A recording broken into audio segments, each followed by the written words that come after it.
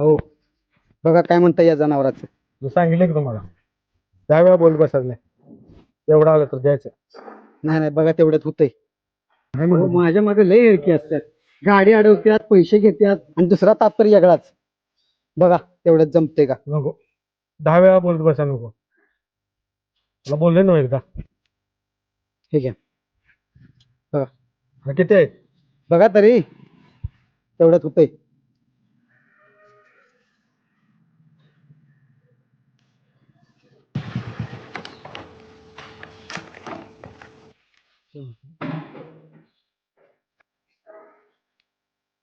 काय झालं, काय झालं, काय करायचं? रेडा देऊन टाकतो. थोडा वेळ झालाच काय?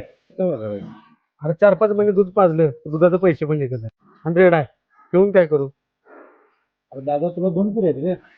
2 पिढीवरती पडगाव मग 17 नावच बोलतोय की रे. आणि गाईला आणि म्हशीला विडकुजाला मग कसायला द्यायचं?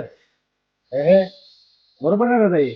म्हणजे तुला पोरगं झालं की पेडगाव बरोबर वाढायचं, बारशीला डीजे लावायचा, जेवण गावाला घालायचं आणि यांना झालं की कसायला द्यायचं दादा.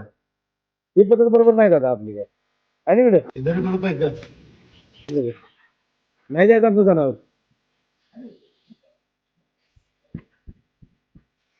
झालेला व्यवहार मोडला.